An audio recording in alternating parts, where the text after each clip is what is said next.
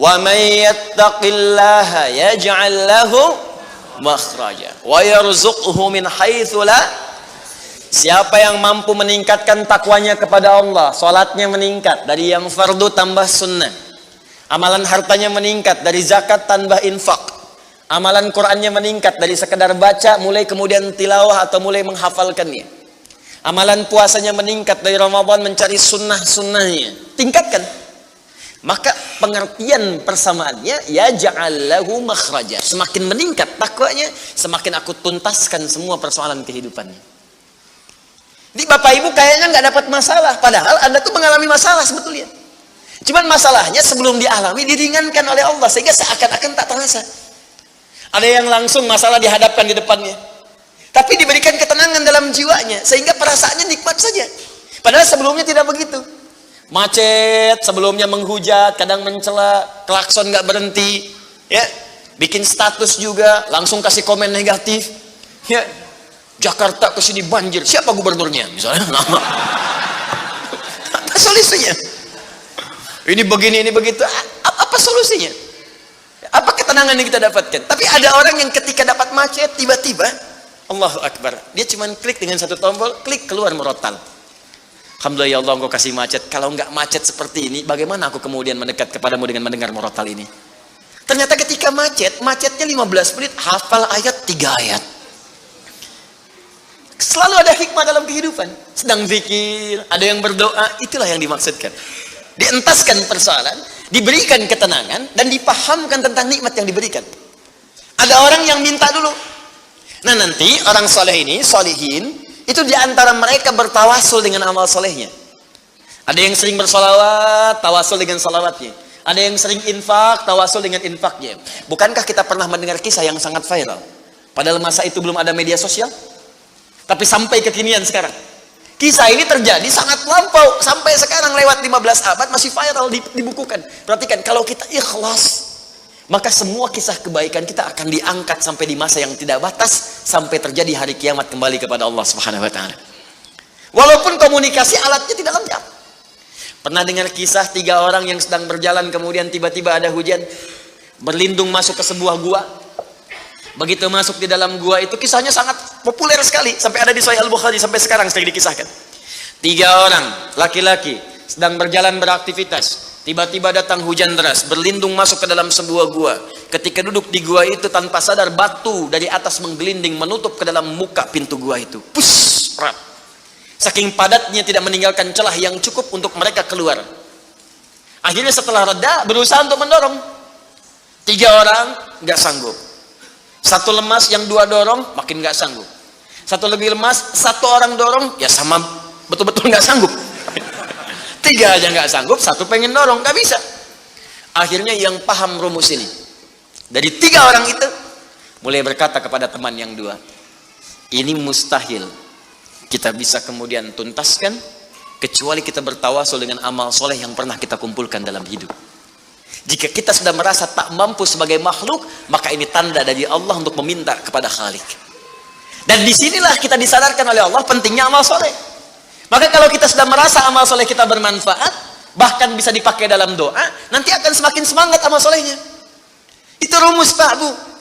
Di sekarang banyak orang itu tidak mengerti kenapa mesti beramal soleh. Karena itu ketika diminta beramal, malas. Maghrib sudah sholat, begitu isya adzan, Allahu Akbar, ayo isya. Kok cepet amat, barusan udah maghrib sekarang isya lagi. Tapi kalau orang yang mengerti, Allahu Akbar, mudah-mudahan tiap menit sholat. Kata bisa minta, bukankah dalam sholat itu minta? Ya, Rabbighfirli warhamni wajburni warfa'ni, permintaan semua. Dalam sujud minta lagi, minta. Selesai. Maka 3 orang itu bermohon dengan amalannya. Yang satu mengatakan, ya Allah, saya punya seorang ibu yang saya baktikan hidup saya untuk melayani beliau. Saya bekerja pulang kemudian tidak pernah saya mengambil sesuatu sebelum ibu saya dulu. Apa yang saya lakukan sebelum tidur, saya kemudian siapkan susu untuknya saat bangun, kemudian saya berikan terlebih dahulu. Saya tidak pernah menyentuh makanan sebelum ibu saya terlebih dahulu menyentuhnya. Satu kali saya datang, ya Allah, mendapati beliau sudah tertidur. Maka saya tidak berani menyentuh kemudian makanan itu. Dan saya punya kebiasaan ketika bangun saya siapkan air susu. Ya, saya bayangkan ibu memberikan ASI kepada saya, maka sekarang saatnya saya memberikan susu kepadanya. Kemudian saya tunggu di sampingnya, saya sampai ibu saya tertidur sampai bangun. Ketika dia bangun, saya tidak pernah terangkan kepadanya bahwa saya memegang nampan itu dari sejak malam sampai dia bangun. Kemudian saya tuangkan, saya minumkan kepada beliau, setelah beliau menyentuh baru saya makan. Kalau ini menjadi amal soleh yang pernah saya kerjakan, ya Allah, dan Engkau ridha dengannya, mohon bebaskan kami dari kungkungan batu ini. Yang tadinya tidak bergerak, begitu didorong bergeser. Mau keluar masih susah. Ya, ini pertanda dari Allah ingin mendengar semua amalan-amalannya supaya adil terdengar keseluruhannya. Kedua, ya Allah, saya pernah mimpin suatu perusahaan. Kalau bahasa kita sekarang, saya pernah punya bisnis, ya Allah. Kemudian ada karyawan saya, tiba kemudian pamit meninggalkan pekerjaan, tapi gajinya belum saya berikan. Lantas saya simpan gaji itu, dia tak kunjung datang. Kemudian saya berinisiatif, ya Allah, untuk menjadikan gajinya dia sebagai modal, karena khawatir kalau pulang nilainya sudah berkurang. Maka dibelikanlah oleh saya, ya Allah, kambing. Kemudian dikelola kambing itu.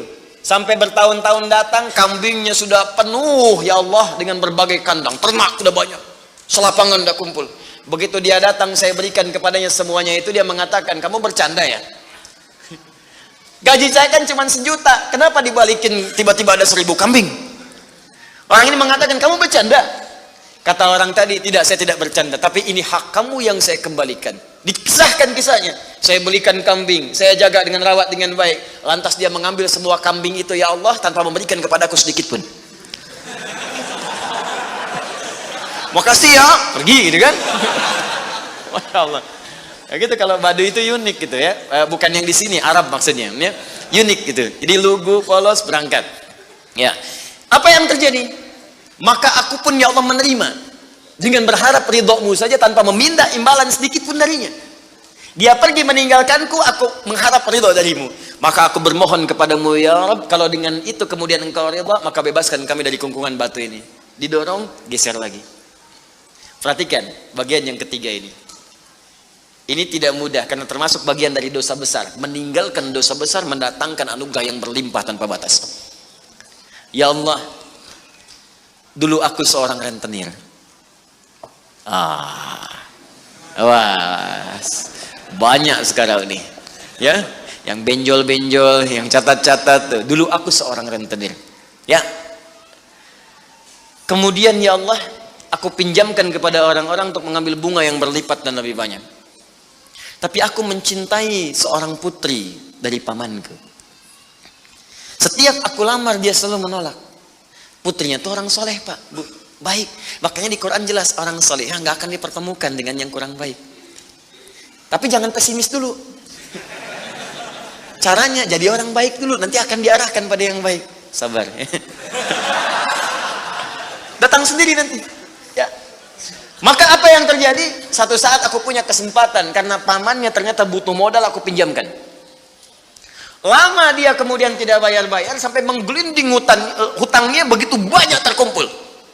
Datanglah kemudian anak gadisnya kepadaku untuk minta keringanan. Maka aku katakan kepadanya, malam ini pun hutang bapakmu aku akan lunasi seluruhnya tanpa kecuali kalau malam ini engkau mau bergaul denganku. Maka anak perempuan itu sedih, merasa terancam, tapi tak mampu berbuat banyak untuk bapaknya, dia pasrah kemudian mengiyakan.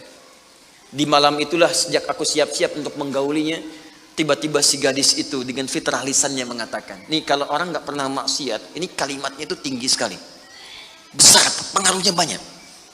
Kata perempuan ini, ittaqillah, paman, bertakwalah kepada Allah. Satu kalimat di gadis itu menggetarkan pada jiwaku, melahirkan rasa takut yang sangat dalam. Aku lari meninggalkannya sambil mengatakan, sudah, bapakmu tak ada utang lagi padaku, dan aku lari meninggalkannya. Ya Allah, kalau dengan perbuatan itu engkau ridha yang menjadikan aku bertobat sampai sekarang, maka mohon ya Allah bebaskan kami dari kungkungan batu ini. Begitu mau didorong, batunya sudah menggelinding jauh meninggalkan mulut gua itu. Kumpulan amal soleh yang digunakan wasilah untuk berdoa terkadang akan cepat mampu mengabulkan apa yang kita mohonkan. Apalagi kalau yang dimintakan adalah pengalaman meninggalkan perbuatan maksiat yang besar. Kadang maksiat-maksiat itu jangan diikuti. Jauhi, tinggalkan. Nanti saat butuh, minta dengan amalan itu. Itu boleh, ayatnya ada. Yang nyuruh Allah berarti Allah yang menetapkan jalan. Salah satu formulanya mengerjakan itu supaya semangat beramal soleh. Amal soleh itu kan cuma dua. Kalau enggak if'al, wala taf'al. Do it, live it. Kerjakan, tinggalkan. Kerjakan sholat, jauhi zina. Kerjakan kemudian infak, jauhi bohong. Kerjakan ini, tinggalkan ini. Anda cukup kerjakan, tinggalkan. Dan dengan wasilah itu minta kepada Allah. Jelas di sini? Nah, ini mungkin doa banyak disampaikan tapi jarang terkabulkan karena pengertiannya terbalik. Yang ditinggalkan dikerjakan, yang dikerjakan ditinggalkan. Terus dengan pedenya minta, ya Allah mohon kabulkan. Susah. Kenapa? Naktas sauda. Ketika berbuat maksiat mulai ada penutup, kemudian dicawan hatinya. Mulai yang ringan dulu begini. Sehingga saat cahaya akan masuk tidak tembus. Sedikit-sedikit. Allahu Akbar, Allahu Akbar. Dulu belum dengar adzan sudah ke masjid. Sekarang sudah dengar adzan masih belum semangat tuh ke masjid. Ini ada cawan nih yang ditutup. Makin keras lagi. Dulu masih nunggu qomat ke masjid. Sekarang sudah qomat mau dekat waktu sholat berikutnya nggak ke masjid juga. Begini. Tapi kalau sudah begini, ini yang susah. Bahkan orang sholat pun masih disoal juga. Ngapain sholat? Tidak akan memberikan solusi. Soleh ya, ini udah begini. Sulit. Karena itu ketika memohon kepada Allah, kalau makanannya haram, perangkatnya haram, maaf, minumannya haram, pakaiannya haram, itu anna yustajabu lidzalik, kata Nabi di hadis Muslim. Maka barangkali itu penyebab doa sulit dikabulkan. Bukan Allah nggak ngabulkan, ketika diberikan nggak tembus tuh, nggak masuk. Begini cara berpikirnya. Jadi Al-Fatihah mengajarkan kepada kita untuk istiqamah, menjadikan satu di antara 4 golongan Nabi, Siddiqin, Syuhada, dan orang soleh sebagai modal kehidupan, supaya salah satunya hidup kita ringan. Istiqamah. Kalau sudah istiqamah, maka apa yang diberikan? Limpahan tanpa batas. Quran surah ke-72 Al-Jin ayat ke-16. Saya selesaikan dulu yang ini ya sebelum pindah. Wa allaw istaqamu 'ala at-tariqati la asqainakum ma'an ghadaqa. Wa allaw istaqamu, kan kalau mereka istiqamah 'ala at-tariqati, pada jalan yang telah kami tetapkan. Kata Allah jalan hidup jadikan role model kehidupan Nabi. Contoh prakteknya lihat Siddiqin. Kalau mau bertahap pelan-pelan, baca satu ayat amalkan, seayat amalkan, hadis satu amalkan. Jangan banyak-banyak. Ya, belajar meninggalkan larangan. Minggu pertama larangan di mata, jauhi larangan mata. Pekan kedua larangan telinga, pekan ketiga larangan lisan, sampai ke ujung kaki, sampai tubuh kita terbiasa meninggalkan larangan. Praktekkan.